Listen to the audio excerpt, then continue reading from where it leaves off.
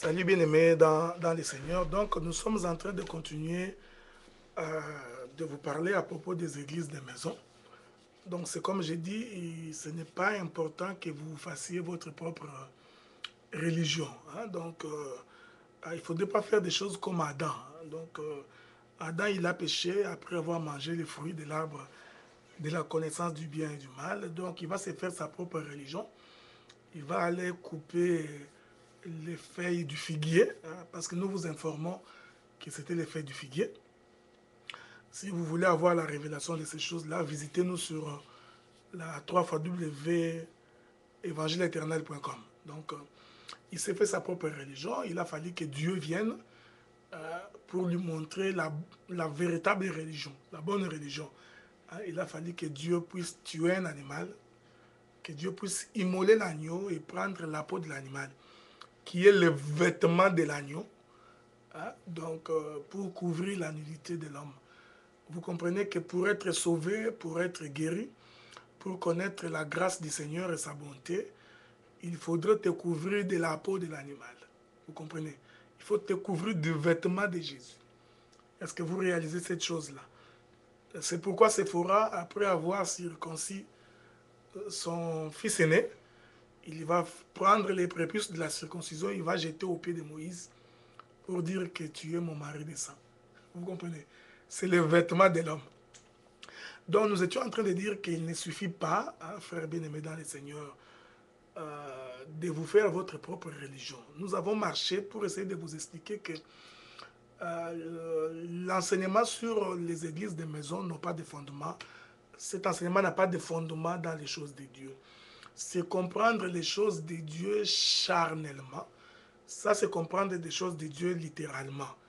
Hein? Donc, mais quand on ne saisit pas les mouvements de Dieu, on ne peut pas comprendre la véritable parole du Seigneur. L'Écriture nous dit, à la loi et au témoignage, si on ne parle pas ainsi, il n'y a point d'aurore pour le peuple. Vous comprenez que pour que le peuple puisse très bien voir, pour que le peuple soit à même de distinguer les choses, il faudrait les témoignages et la loi. Vous comprenez? Il faut que nous parlions sur base du témoignage et de la loi, afin que vous soyez capable de comprendre ces choses-là. C'est comme quand un enfant est en train d'être allaité par sa mère. Il doit être allaité par le sein gauche. Vous comprenez d'abord? C'est là où se trouve le cœur. Vous savez ce que nous disons? C'est la loi. C'est Israël. Ensuite, il faut amener l'enfant vers le sein droit. Comme ça, il va bien croître. Mais quand on n'a pas les deux seins, vous comprenez? Pour allaiter l'enfant. Voilà pourquoi vous avez la diarrhée. La raison pour laquelle aujourd'hui beaucoup de gens sont constipés. Hein? J'ai demandé à mes frères du Sénégal et de la Côte d'Ivoire que nous allons les aider à vomir ces faux enseignements. Nous allons les aider, hein, à être déconstipés. C'est pourquoi nous avons dit que dans l'église primitive, les gens sont entrés dans des maisons à cause de la persécution. Parce que vous allez remarquer qu'en ces temps-là, les apôtres allaient prier et prêcher dans les temples, dans des synagogues, jusqu'à ce qu'on a commencé à les poursuivre. On a commencé à les chasser, à les considérer comme étant sectaires. C'est à ce moment-là qu'ils se sont réfugiés dans des maisons. C'est également à la même époque que nous verrons, hein, l'apôtre Paul, aujourd'hui l'apôtre Paul, qui va se mettre en course pour les poursuivre. Et nous sommes en train de dire que cette chose-là s'explique par rapport à l'écriture. Vous allez remarquer, parce que je vais toucher l'ombre pour que vous puissiez bien saisir. Parce que l'évangile éternel, frère, c'est que nous expliquons l'écriture. Est-ce que vous comprenez? Cela ne nous intéresse pas la vie que tu mènes.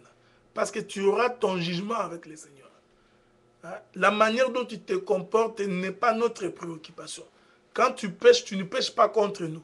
Mais quand tu présentes un faux enseignement, nous avons l'obligation de prendre les bâtons de Moïse, de les jeter par terre, afin que ces bâtons puissent avaler les bâtons de Pharaon.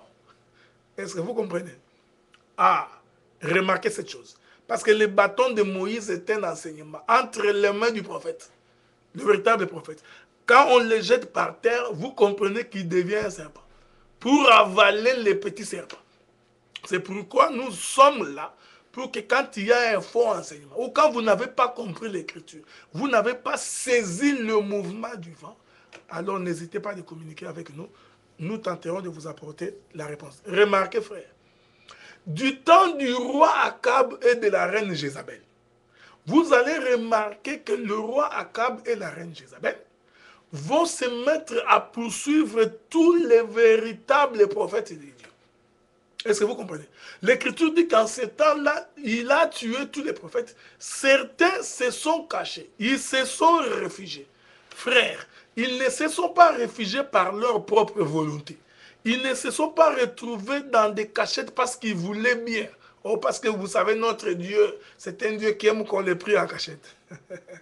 C'était à cause de la persécution. Laquelle persécution a été occasionnée par Jézabel. C'est pourquoi vous remarquerez que le livre d'Apocalypse reprend encore cette femme de Jézabel pour dire que tu as laissé Jézabel, la femme impudique, prêcher. Vous comprenez ce que nous disons? Ce n'est pas pour rien qu'on les reprend dans l'Apocalypse. C'est pourquoi nous avons dit que Salomon nous aide à comprendre ces choses. Parce que Salomon nous dit qu'il n'y a rien de nouveau sur la terre. Remarquez cette chose, frère bien-aimé. À cause de Jézabel. Or, Jézabel enseignait. Il faut savoir que Jézabel enseignait. Ainsi, beaucoup ont fui.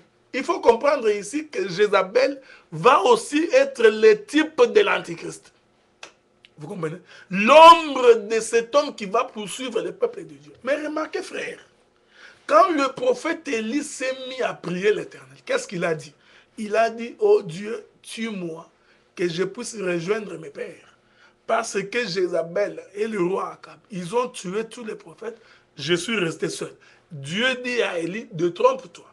Il y a encore 7000 hommes qui n'ont pas fléchi les genoux devant Baal. Nous te disons que les 7000 hommes sont des temps prophétiques. Vous comprenez? Ça là, tu ne peux pas trouver l'explication ailleurs. Pourquoi ils étaient 7000 qui n'ont pas fléchi, qui n'ont pas adoré Baal? Vous comprenez? C'est pourquoi nous avons dit, frère, quand quelqu'un vient dire que non, l'église doit être réformée, tu vois, l'église peut avoir connu des problèmes, vous savez, l'église, frère, sous le soleil, tu peux tenir un tel langage. Mais quand tu as la pensée prophétique de Dieu, tu vas comprendre que quand bien même Jézabel et Akab vont régner, 7000 hommes ne seront jamais séduits. Est-ce que vous comprenez? 7000 ne fléchiront jamais les genoux devant Baal. Et ça, c'est la véritable église, frère, qui ne sera jamais, nous disons encore, et nous précisons, qui ne sera jamais corrompue. Vous comprenez? Oh, tu as cru au Seigneur et tu vas perdre ton salut. Ça, c'est vraiment l'enseignement qui vient de l'enfer. Ça vient tout droit du diable. Les élus de Dieu ne seront jamais séduits. L'Écriture dit que s'il était possible, les élus seraient séduits. Or, c'est impossible pour un élu d'être séduit, frère. Vous comprenez?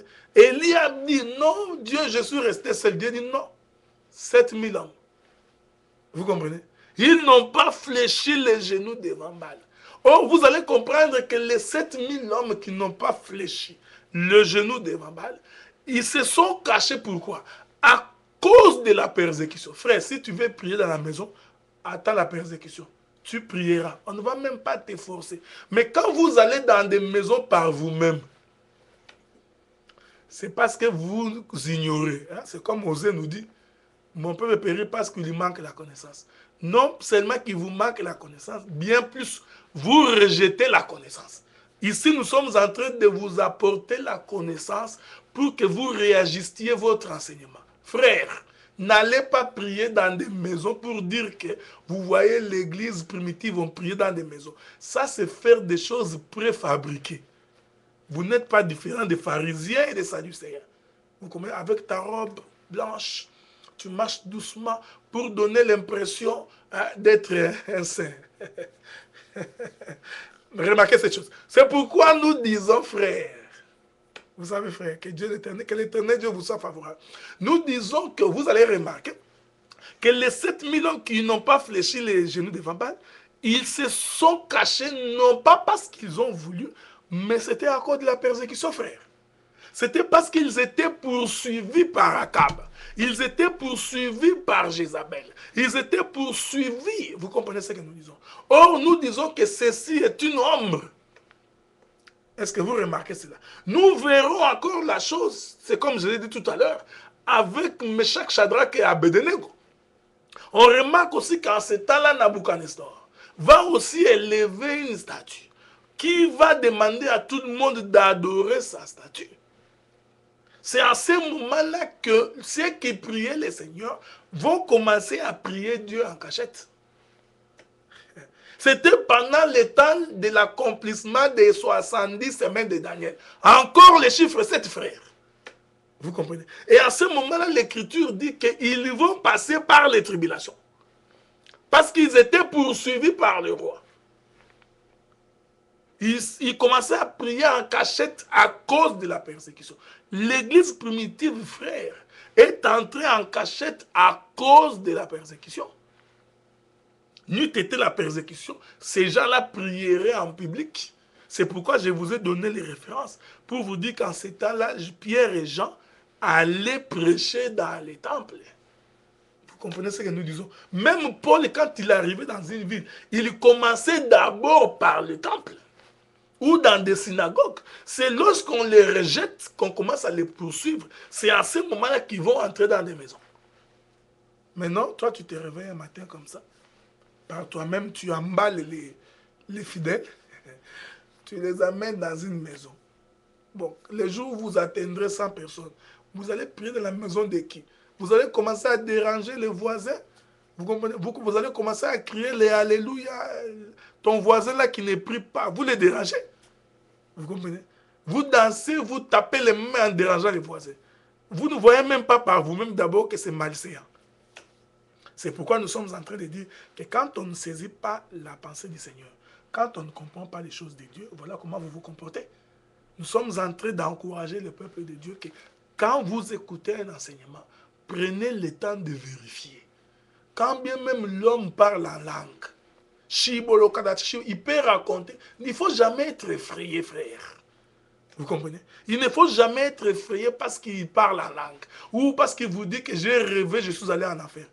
Je vais bientôt faire une autre vidéo sur cette histoire-là des gens qui ont dit qu'ils sont morts, ils sont allés en enfer.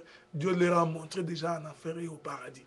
Il y a un autre bandit qui vient de sortir au Nigeria qui raconte les mêmes histoires. Qu'il était mort 3 jours, 4 jours. Il est monté sur la cuisse de Jésus. Il a vu... Quel Jésus tu as vu? C'est certainement que tu as vu Jésus le Pakistanais qui fait le film qu'on nous montre à la télé. Ces choses-là n'ont aucun fondement dans la Bible. Vous comprenez que quand on n'a pas la connaissance, frère, on est emballé par tout vent des doctrines. Voilà pourquoi quand tu vois quelqu'un qui est en train de remettre en question Éphésiens chapitre 11, quelqu'un qui est, quelqu'un qui est en train de remettre en question, je disais Éphésiens chapitre 4, hein, c'est ce que je voulais dire. Il remet les ministères en question. Cet homme, il faut faire très attention. Parce que ce sont les ministères qui vous permettent d'avoir une bonne connaissance de la parole de Dieu pour ne pas être emporté par tout vent des doctrines. Nous parlons, frère, des véritables ministres. Nous ne parlons pas des aventuriers qui se sont autoproclamés. Nous ne parlons pas des gens qui viennent pour danser les machacha. Vous comprenez? Hein? Nous parlons des véritables ministres de l'évangile qui ont saisi le mouvement divin, à qui Dieu a donné la révélation. Ces gens-là, quand ils vous enseignent, frère, on ne vous emballe pas. Voilà pourquoi vous êtes en trouble, parce que l'enseignement qu'on vous a donné ne vous a pas apporté la paix, frère. Vous qui êtes au Sénégal et en Côte d'Ivoire, l'enseignement ne vous a pas fait asseoir, parce que l'enseignement doit vous faire asseoir dans la doctrine, pour que vous marchiez calmement et en paix. Mais quand vous n'êtes pas assis dans la doctrine, on comprend que cet enseignement-là ne vient pas de Dieu. Nous sommes là, frère. S'il y a des questions, posez-nous des questions comme vous voulez. Si vous voulez nous insulter comme dans vos habitudes, que l'Éternel Dieu vous bénisse. Mais nous n'allons pas nous taire. On ne va pas se taire pour vous dire la vérité, afin que le peuple soit éclairé. Laisse que le Dieu du ciel vous soit favorable, qu'il vous accorde sa bénédiction. Très bientôt, nous parlerons de la question de l'enfer. Que l'Éternel Dieu vous bénisse.